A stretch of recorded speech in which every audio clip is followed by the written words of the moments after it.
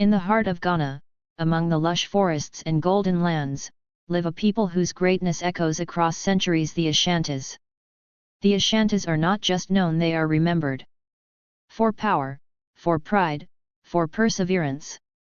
From the 1600s, they built one of the most advanced and powerful kingdoms in Africa, the Ashanti Empire. With a centralized government, a strong army, and a sacred constitution guided by the Golden Stool, they stood tall against all odds, including the British Empire. In 1900, when colonial forces threatened their heritage, a Queen Mother rose. Ashanti. Her bravery wasn't just resistance, it was revolution. Ashanti culture is art. Its color. Its identity. The kent they weave is not just cloth, it is poetry in pattern. And their Adinkra symbols? Visual philosophies of life, ethics, and power. They lived on gold. They worked it. Traded it. Protected it. Kumasi, the Ashanti capital, was once the richest and most organized city in West Africa. Even today, it remains a hub of business, tradition, and leadership. Ashanti wisdom flows through Chui proverbs. Siwa werfi na wosan kofa a, yenkai. It is not wrong to go back for that which you have forgotten. This is not just a saying. It's a worldview, a way of life. Long before modern borders, in the lands between the Pra and Ofin rivers, the Akan people built communities rooted in trade, family, and spirituality. Among these, the Ashanti stood out, a people united by purpose, ambition, and leadership.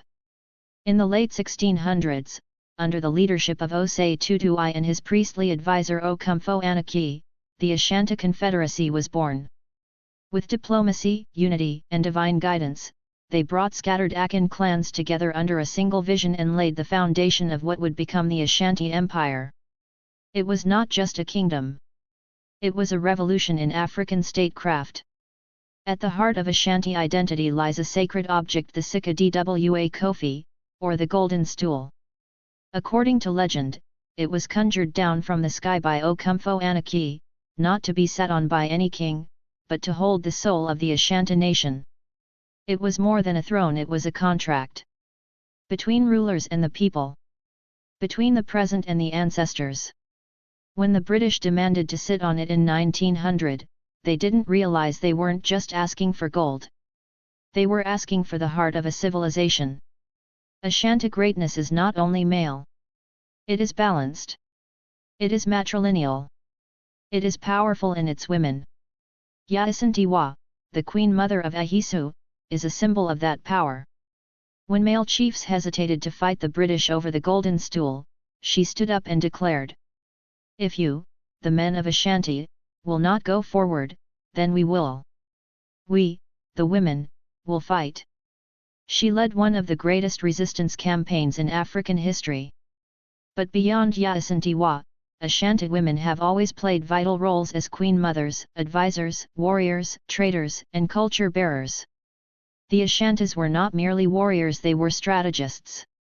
Their army was well structured, led by captains like the Krontaheni and Akyempimheni, and guided by war drums and ancient tactics. They fought with muskets, swords, and unmatched courage. But they also mastered diplomacy, using marriage, alliances, and emissaries to secure peace and expand power. The Anglo-Ashanti Wars proved one thing. Even the British Empire could not conquer them easily. Culture is the Ashanti's heartbeat.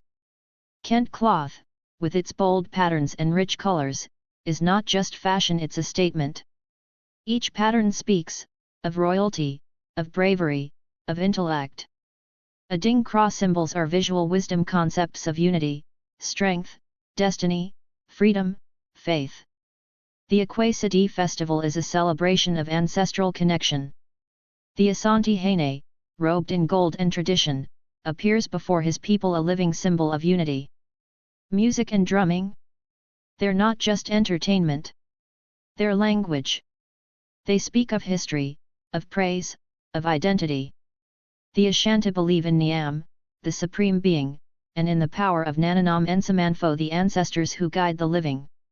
Spirituality is woven into daily life. Every Ashanti belongs to a clan, and every ritual begins with a prayer to those who came before. The spiritual world is not distant, it walks beside them. Gold was their treasure mined, smelted, and transformed into regalia and currency. Ashanti gold didn't just enrich their kingdom, it attracted global trade. Today, the Ashantis are also key producers of cocoa, Ghana's top export. And in Kajesha Market, one of Africa's largest open-air markets, the spirit of trade, hustle, and entrepreneurship lives on. Ashanti proverbs are not just sayings, they are life lessons passed down through generations. Nipa wo fi why nipa? A person is only a person because of those at home. Obi nim abrempana hies. No one knows the beginning of a great man. These are the tools by which the Ashantis educate, judge, and advise. Their storytelling traditions, especially through Anan's stories, are legendary across Africa. From politics to business, academia to art, the Ashanti people continue to shape the destiny of modern Ghana. The Ashanti region remains a cultural, economic, and political powerhouse, producing leaders, educators, athletes, and innovators. Their commitment to education, tradition, and excellence makes them pillars of Ghana's national identity. Ashanti greatness isn't confined to Ghana. Across the Caribbean, the Americas, and Europe, descendants of enslaved Akans and Ashantis carry fragments of their culture. From Maroon communities in Jamaica to spiritual practices in Suriname and Brazil, Ashanti traditions live on, hidden in the beats of drums, in resistance, and in pride. The greatness of the Ashantis is not built on monuments or myths, it is built on memory, resistance, art, unity, and truth. They are great not because of wealth or war, but because of who they are, a people of courage, culture, and unmatched legacy. Ashanti. Eternal. Unconquered. Unforgotten.